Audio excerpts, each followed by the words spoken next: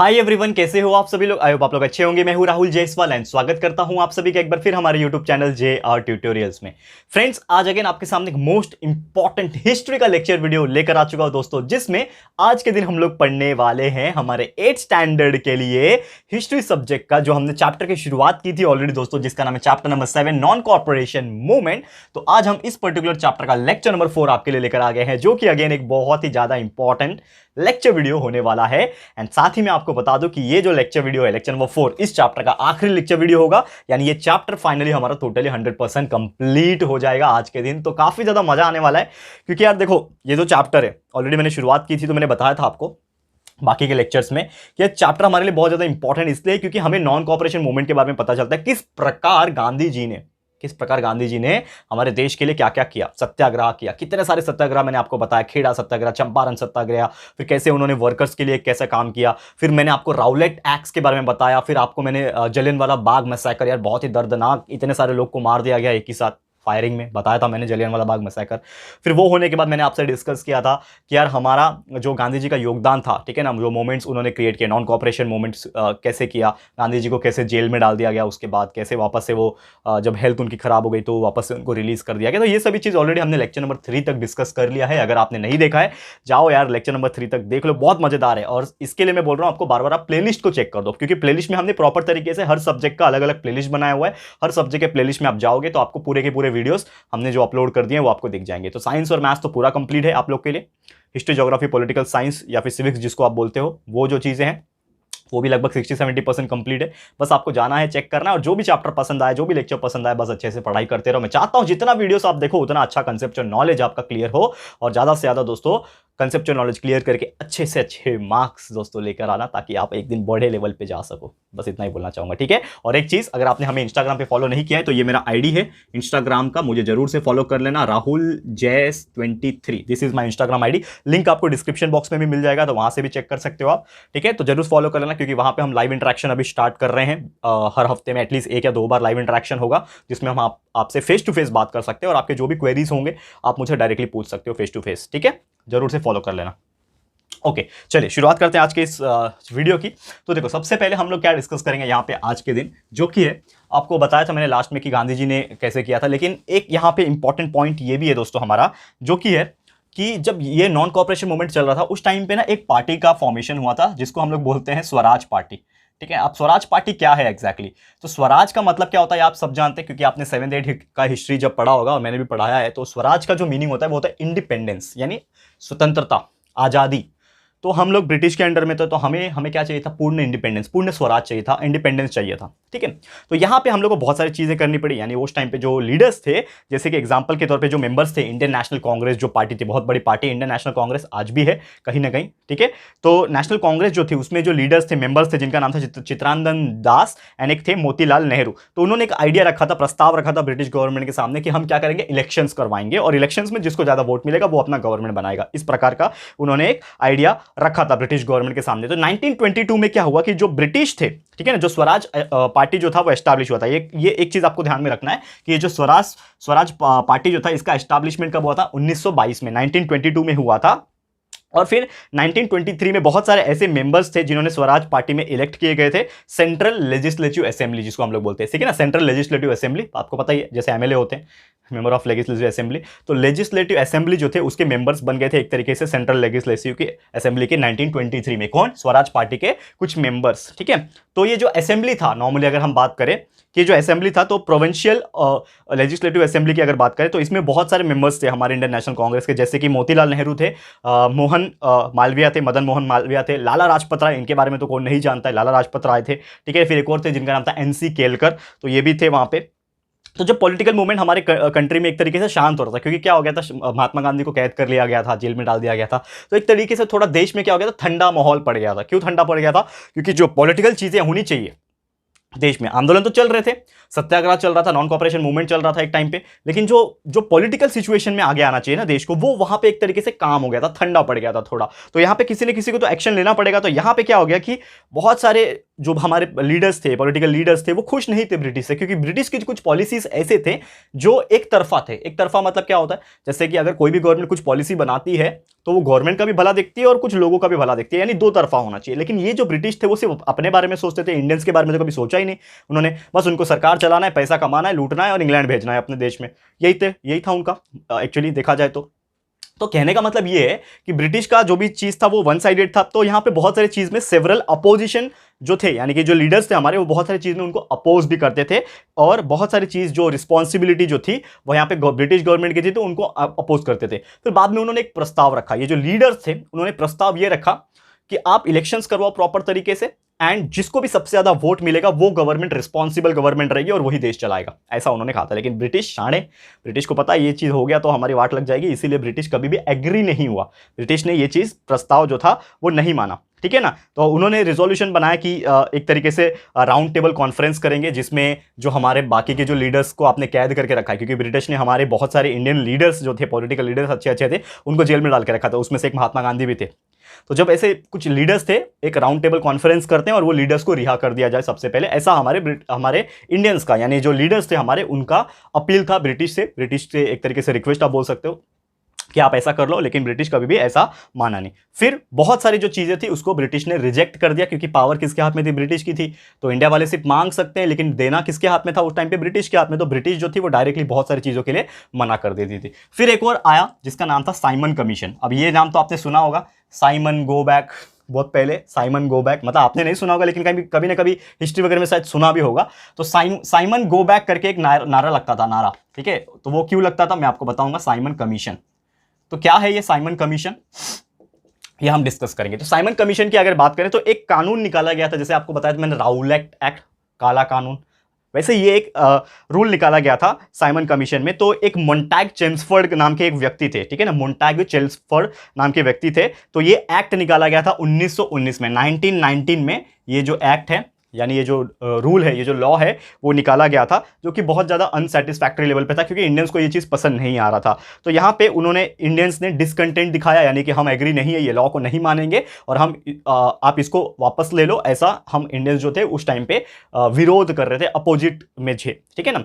तो कहीं ना कहीं जो ब्रिटिशर्स थे उनको कहीं ना कहीं ये जो लॉ था वो लागू करना था, लेकिन हमारे इंडियंस को बहुत सारे डिसकंटेंट हो गए थे और ये उनको समझ में नहीं आ रहा था, पसंद भी नहीं आ रही थी। तो ब्रिटिश ने एक कमीशन एस्टैब्लिश किया जिसका जो चेयरमैनशिप थी, ठीक है ना, वो था सर जॉन साइमन।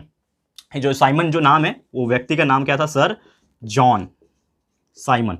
तो उन्होंने कमीशन बनाया। कमीशन मतलब क्या होता है, ठीक है, कमीशन मतलब क्या होता है, एक तरीके से एक संगठन मतलब एक ग्रुप बना लिया, जैसे एक कमीशन बना दिया जिसमें 5-6 लोग रहेंगे। वैसे ही उसके जो चेयरमैन थे, वो जो ग्रुप के चेयरमैन थे, जिसका नाम था सर जॉन साइमन, और इनका मेन काम ये था कि जो लॉ उन्होंने बनाया 1919 में, जो लॉ बनाया था चेम्सफोर्ड के साथ में मिलके, उसको जारी रखा जाए। तो ये सब चीज हो रहा था। तो यहाँ पे कमीशन में क्या हो गया कि कोई भी इंडियन मेंबर को शामिल नहीं किया था, क्योंकि देखो अगर आप कोई ब्रिटिश की गवर्नमेंट बना रहे हो, और उस टाइम पे जब हमारे इंडियन पॉलिटिक्स काफी ज्यादा पीक पे आ गई थी, बहुत ज्यादा लोग सामने आ गए थे इंडियन पॉलिटिक्स में, बहुत सारे लोग आगे बढ़ गए थे, तो वो टाइम पे ब्रिटिश का ये था कि ब्रिटिश चाहती थी कि जितने भी कमीशन रहे, मेन चीजें रहे, उसमें सब ब्रिटिशर्स ही रहें। हमारे इंडियंस को वो पूछते तक नहीं थे, भले कितने भी टैलेंटेड इंडियंस क्यों ना होने दो। तो ये जो इतने सारे टैलेंटेड इंडियंस थे, उनको ब्रिटिश जो थी वो पूछ रही नहीं थी। और ये जो कमीशन बनाया गया था, साइमन कमीशन था, जो सर जॉन साइमन जिनके चेयरमैन थे, उसमें कोई भी इंडियंस मेंबर को शामिल ही नहीं किया। तो यहाँ पे और ज्यादा लोगों को, इंडियन लोगों को गुस्सा आ गया, अरे यार तू ऐसा कैसा करता है कि यार हमारे एक भी इंडियंस को आपने नहीं लिया है, ये तो गलत बात हो गई। फिर तो आप अपनी मनमानी करोगे, हमारे इंडियंस का राय लेना भी जरूरी है ना। For example, if you are saying something, British अगर कुछ अपने पॉइंट ऑफ व्यू रख के कहती है, तो हमारे इंडियंस का भी हक बनता है ना कि हम अपने पॉइंट ऑफ व्यू की बात रखें। दोनों का इक्वल होना जरूरी है। लेकिन ब्रिटिश शाणे लोग, बहुत ज्यादा चालाक लोग, तो ये लोग कभी भी इंडियंस को मौका ही नहीं देते थे। तो यहाँ पे बहुत ज्यादा गुस्सा लोगों के अंदर आ गया और डिसाइड किया लोगों ने कि ये जो मिशन था, ये जो कमीशन जो था, उसको क्या करेंगे, बॉयकॉट करेंगे, यानी विरोध करेंगे इस चीज का। तो यहाँ पे शुरू हो गया नारा लगना, साइमन गो बैक, यानी जो साइमन थे, ये जो व्यक्ति थे साइमन जो नाम के, जो चेयरमैन थे उस टाइम पे, वापस जाओ, ये कानून को वापस लो और तुम भी वापस जाओ। तो इस प्रकार के जो नारा था वो लगने लगा यहाँ पे, ठीक है। तो जब 1928 में 1928 में ये जो कमीशन जब इंडिया में आया, कमीशन मतलब ये जो ऑर्गेनाइजेशन था, जो संगठन था, ये जब इंडिया में आया यहाँ पे, तो यहाँ पे जो भी लोग ट्रैवल कर रहे थे, यहाँ पे जो लोग थे यहाँ पे, वो उनके अगेंस्ट में क्या कर रहे थे, नारेबाजी कर रहे थे, नारा लगा रहे थे, साइमन गो बैक करके ही जो नारा लगा रहे थे। तो यहाँ पे क्या हो गया कि उनके जो लीडर्स थे, ठीक है ना, वो टाइम पे लाला लाजपत राय थे, ठीक है ना, हमारे इंडिया के जो लीडर थे वो टाइम पे लाला लाजपत राय, ठीक है ना। ये जो चल रहा था ना साइमन गो बैक का, ये जो नारा लग रहा था, ये जो कमेटी थी, इसके जो लीडर थे वो टाइम पे लीड कौन कर रहे थे, हमारे लाला लाजपत राय कर रहे थे। तो उस टाइम पे क्या हो गया कि एक लाठी चार्ज करवाई गई थी ये डिमॉन्स्ट्रेटर्स के अगेंस्ट में, क्योंकि ये देखो हम तो क्या कर रहे थे, ये कमीशन को वापस लो, हम नारा लगा रहे थे अपना कि साइमन वापस जाओ, साइमन गो बैक, लेकिन ये चीज ना हो करके तो ब्रिटिश ने क्या कर दिया, लाठीचार्ज करवा दिया। अब लाठीचार्ज जब करवाओगे तो ऑब्वियसली लोगों को चोट लगेगी, तो यहां पे पुलिस ने लाठीचार्ज किया था, और पुलिस ऑफिसर्स कुछ थे ऐसे जिन्होंने अटैक किया था लाठी से, किसके ऊपर, लाला जी के ऊपर। लाला जी कौन थे, लाला लाजपत राय, जिसको प्यार से लाला जी कहते हैं, जैसे हम लोग महात्मा गांधी को बापू जी कहते हैं ना, बापू कहते हैं, वैसे सेम यहाँ पे लाला जी कहा जाता था। तो ये कुछ पुलिस वाले, कुछ लोग जो ब्रिटिश के अंडर में थे, उन्होंने लाला जी के ऊपर क्या कर दिया, अटैक कर दिया, जिनकी वजह से लाला जी को काफी ज्यादा चोट भी लग गई, ठीक है। तो जब उनको चोट लग गई यहां पे, तो लाला जी ने कहा कि आप जितना भी मेरे ऊपर जख्म कर रहे हो ना, तो समझ जाना कि ब्रिटिश गवर्नमेंट का दिन भर रहा है। मतलब हम लोग बोलते हैं ना, श्राप देते एक तरीके से, वैसे ही लाला जी ने कहा था, लाला लाजपत राय ने कहा था कि तुम मेरे ऊपर जितना चोट लगा रहे हो ना, समझ जाना कि तुम्हारी ब्रिटिश गवर्नमेंट के भी दिन भर रहे हैं, और तुम भी जल्दी कॉफिन में दफन होने वाले हो। कॉफिन मतलब पता है ना आपको, जिसमें डेड बॉडी रखी जाती है और उसको दफनाया जाता है, उसी प्रकार ब्रिटिश गवर्नमेंट भी इस कॉफिन के अंदर जल्दी चली जाएगी, देख लेना। और लिटरली ऐसा हुआ भी आगे जाके, वो सब बात की बातें चलो। लेकिन उस टाइम पे क्या हुआ कि जब ऐसा लाला जी ने कहा, फिर वो जो था वो खत्म हो गया, लाला जी को काफी चोट भी लग गई थी, एंड जैसे ही लाठीचार्ज उनके ऊपर हुई थी, विद इन फ्यू डेज, यानी कुछ दिनों के बाद ही वो चोट इतनी गहरी थी कि जिसके वजह से लाला जी की क्या हो गई दोस्तों, डेथ हो गई। लाला जी की क्या हो गई, डेथ हो गई, ठीक है। तो ये सब चीजें हुआ। अब लाला जी चले गए, अब उसके बाद आए नेहरू, ठीक है। अब नेहरू ने क्या किया, आपको पता ही है, नेहरू, पंडित जवाहरलाल नेहरू, ठीक है। तो नेहरू रिपोर्ट बनाया था उन्होंने, क्या था रिपोर्ट में, हम बात करेंगे नेहरू रिपोर्ट, ठीक है। तो नेहरू रिपोर्ट की अगर हम बात करें यहाँ पे कि एक तरीके से हम बोल सकते हैं कि बहुत सारी चीजें हो रही थी देश में, अलग अलग तरीके से हो रही थी। तो यहाँ पे एक चैलेंज लिया गया था, बहुत सारे पार्टीज जो थे, जितने भी पार्टी के कमेटी के मेंबर्स थे, उन्होंने चैलेंज लिया था, और पंडित जवाहरलाल नेहरू जो थे उस टाइम के चेयरमैन बनाए गए थे उस कमेटी के, ठीक है ना, ताकि ब्रिटिश के अगेंस्ट में वो कर सके। तो यहाँ पे सेल्फ गवर्नमेंट कॉलोनीज इंडिया में एस्टैब्लिश करने के लिए बहुत सारी मुहिम छिड़ चुकी थी कि यार हम भी अपनी गवर्नमेंट बनाएंगे, हम ब्रिटिश के सामने ऐसे खड़े रहेंगे फौलाद जैसे, सो दैट ब्रिटिश लोग भी सोचेंगे और कुछ तो घबराएंगे। इस प्रकार का उन्होंने यहाँ पे किया था। तो बहुत सारी चीज़ें उन्होंने की थी, एडल्ट फ्रेंचाइजी बनाई थी, सिस्टम बनाया था, लिंग्विस्टिक डिवीजन बनाया गया था, ठीक है ना, और बहुत सारे ऐसी चीज़ें जो रिपोर्ट में मेंशन की गई थी। और ये जो रिपोर्ट था इसीलिए नेहरू रिपोर्ट कहा जाता है, क्योंकि ये रिपोर्ट्स में बहुत सारी ऐसी चीज़ों के बारे में जिक्र किया था जो ब्रिटिश को बताना बहुत ज़्यादा जरूरी था, और बनाया किसने था, नेहरू ने बनाया था। That's why it is called as the Nehru report, ये आपको ध्यान में रखना है, ठीक है। तो 1929 के एंड में, 1929 जो ईयर आया, 1929 के एंड में यहाँ पे क्या हुआ कि यहाँ पे एक तरीके से जब नेहरू ने रिपोर्ट सबमिट किया ब्रिटिश के पास, तो एक इंडिकेशन मिल गया कि ये जो रिपोर्ट जो है वो ब्रिटिश जो है एक्सेप्ट नहीं करने वाला है, ठीक है ना। उसके लिए ही, उसके वजह से ही यहाँ पे जब नेहरू का रिपोर्ट सबमिट नहीं हुआ या फिर आप एक्सेप्ट नहीं हुआ, रिजेक्शन हो गया, तो यहाँ पे सिविल डिसओबीडियंस मूवमेंट जो है वो स्टार्ट हुआ। तो सिविल डिसओबीडियंस मूवमेंट हम लोग डिस्कस करेंगे, लेकिन हम बात करें, अगर सिविल डिसओबीडियंस आपके इस सिलेबस में नहीं है, लेकिन हम डिस्कस करेंगे जब भी आएगा। तो यहाँ पे सिविल डिसओबीडियंस मूवमेंट जो है वो स्टार्ट हो गया, और बैकग्राउंड में लगभग दिसंबर 1929 में, ठीक है ना, इसी दौरान, दिसंबर के दौरान 1929 में, यही साल के दौरान क्या हो गया कि जो लाहौर जो था, हमारा इंडिया का ही पार्ट था, आज के डेट में पाकिस्तान है लेकिन था तो इंडिया का ही पार्ट, ठीक है। तो लाहौर जो था, लाहौर में सेशन था, तो उसके प्रेसिडेंट जो थे हमारे पंडित जवाहरलाल नेहरू, तो वो जो इंसिडेंट था वो काफ़ी ज़्यादा यादगार रहा है, और आज भी मतलब लोग जो है जो पॉलिटिक्स और हिस्ट्री से बिलोंग करते हैं, उनको ये भली बातें, बहुत सारी चीज़ें याद आती है, ठीक है। अब ये जो नेहरू थे और बाकी जो एसोसिएट थे, बाकी जो हमारे पॉलिटिकल लीडर्स थे, उनका जो एक डिमांड आ रहा था, क्या था डिमांड फॉर फुल स्वराज या फिर पूर्ण Swaraj.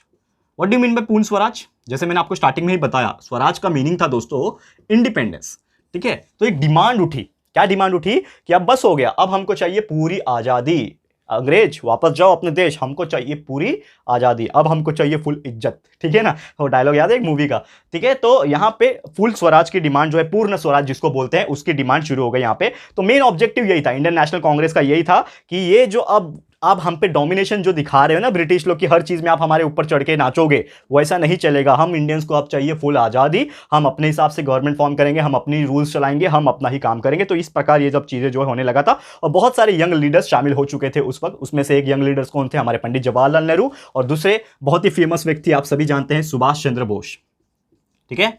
Subhash Chandra Bose was the one of the youngest leader जो उस पार्टी में शामिल थे और पूर्ण स्वराज के लिए डिमांड कर रहे थे, यहाँ पे एक तरीके से आप बोल सकते हो, ठीक है। और यहाँ पे बहुत सारे यंग ग्रुप के इन्फ्लुएंस के वजह से, तो जो लाहौर सेशन था ना इंडियन नेशनल कांग्रेस का एक तरीके से, तो बहुत सारे कंप्लीट इंडिपेंडेंस के लिए जो एक रूल्स था वो पास होने लगा यहाँ पे। और यही रिजोल्यूशन के लिए इंडियन नेशनल कांग्रेस ने यहाँ पे बहुत सारा ऑब्जेक्टिव स्टेटस बनाया कि किस प्रकार हम लोग ये जो डोमिनेशन स्टेटस है वो हम पे लागू नहीं होने देंगे, ये जो ब्रिटिश लोग हम पे डोमिनेट करने की कोशिश कर रहे हैं वो हम ये नहीं होने देंगे। और यहाँ से जो इंडियन नेशनल मूवमेंट जो था, एक तरीके से नेशनल मूवमेंट जो था ना यहाँ पे, इसका मेन ऑब्जेक्टिव क्या बन गया कि हमें चाहिए इंडिपेंडेंस, हमको क्या चाहिए? आजादी चाहिए। ये हमारा सबसे मेन मुद्दा बन गया उस टाइम पे, कि हमारा मेन मुद्दा क्या बनेगा कि हम कैसे भी कैसे करके क्या करेंगे? आजादी लेंगे। तो लगभग 31 दिसंबर 1929 में, ठीक है ना, 31 दिसंबर में 1929 में जो हमारे पंडित जवाहरलाल नेहरू थे, उन्होंने तिरंगा लहराया, क्योंकि वो टाइम पे तिरंगा बन गया था, ठीक है। तो ट्राई कलर को लहराया, ट्राई कलर मतलब हमारा जो फ्लैग था, ठीक है ना, जो हमारा राष्ट्र ध्वज है, नेशनल फ्लैग जिसको बोलते हैं, उसको लहराया, ठीक है ना। कहां पे लहराया था? एक तरीके से मेंशन नहीं है इसमें, सिलेबस की अगर बात करूं तो मेंशन नहीं है, लेकिन अकॉर्डिंग जहां पे मैंने पढ़ा है वहां पे अकॉर्डिंगली जो मुझे याद आता है वो लाहौर में उन्होंने फैलाया था। मतलब जो फर्स्ट टाइम जो तिरंगा लहराया गया था इंडिया कि मतलब हमको इंडिपेंडेंस चाहिए, तो पूर्ण स्वराज की एक तरीके से एस्टैब्लिशमेंट उन्होंने कर दी थी और पूरा झंडे को, हमारे नेशनल फ्लैग को लहराया गया था, ठीक है। और ये हुआ था 26 जनवरी के दिन, ठीक है, 26 जनवरी को हुआ था ये चीज़। एंड लगभग ये जो चीज़ है ना, इसके लिए सेलिब्रेट करना चाहिए 26 जनवरी को यहाँ पे इंडिपेंडेंस डे के तौर पर। तो 26 जनवरी 1930, ठीक है ना, 26 जनवरी 1930 को यहाँ पे तो सब लोगों ने एक तरीके से प्लेज लिया और एक देश में अलग ही स्पिरिट आने लगा, एक देश में अलग ही आने लगा, क्योंकि अगर नेशनल फ्लैग हम लहरा सकते हैं तो हम इंडिपेंडेंस को भी हासिल कर सकते हैं। और पूरे देशवासियों के अंदर एक अलग से स्पिरिट आ गया, एक अलग से मतलब मजा आ गया कि अब जोश जो है, हाउस द जोश हाई, तो एकदम हाई हो गया जोश। एंड इस प्रकार हो गया कि यार मजा आने लगा, ठीक है। तो ये सब चीजें जो थी वो यहाँ पे धीरे धीरे शुरू हो गई थी। और लगभग कितने साल के बाद 1930 तो पहुंच ही गए हम लोग, यानी कि और 17 साल लगे और हमें आज़ादी फाइनली मिल गए। अंग्रेज सब बोरिया बिस्तर बांध के अपने देश को लौट गए, ठीक है दोस्तों, क्लियर है। तो उम्मीद करता हूं कि आपको ये पर्टिकुलर टॉपिक भी बड़े आसानी से क्लियर हो गया होगा दोस्तों। तो इसी के साथ हमारा ये जो चैप्टर है जिसका नाम है नॉन कोऑपरेशन मूवमेंट, ये होता है फाइनली कंप्लीट। और भी ऐसे मुद्दे हैं, बहुत सारी चीजें हैं जो हम डिस्कस करेंगे आने वाले चैप्टर्स के अंदर, आने वाले स्टैंडर्ड्स के अंदर। तो आपको काफी ज्यादा मजा आने वाला है, आप लोग बस बने रहना हमारे साथ, बहुत सारी चीजें ऐसे डिस्कस करेंगे, ठीक है। तो इसी के साथ चैप्टर समाप्त होता है और हमारा जो वीडियो है वो भी समाप्त होता है। तो आप लोग को मुझे कॉमेंट करके बताना है कि ये वीडियो एंड ये चैप्टर आपको कैसा लगा है। प्लीज अपनी राय और सजेशन हमें कॉमेंट करके जरूर से बता देना। वीडियो पसंद आया है दोस्तों, अच्छा लगा है तो प्लीज वीडियो को लाइक कीजिएगा दोस्तों, एंड शेयर जरूर से करना अपने सारे फ्रेंड्स एंड रिलेटिव्स को, फटाफट से शेयर करो दोस्तों। एंड अगर आपने अभी तक इस चैनल को सब्सक्राइब नहीं किया है तो फटाफट से हमारे चैनल को सब्सक्राइब कर देना। और एक बेल आइकन होता है, सब्सक्राइब बटन के बाजू में एक छोटा सा बेल आइकन होता है, उसको प्रेस कर देना प्यार से, ताकि फ्यूचर में हम कभी भी कोई भी वीडियोस को अपलोड करेंगे तो आप लोग को नोटिफिकेशन मिलती रहेगी, ठीक है फ्रेंड्स। तो मिलते हैं हमारे अगले वीडियो में। ये वीडियो देखने के लिए thank you and good bye.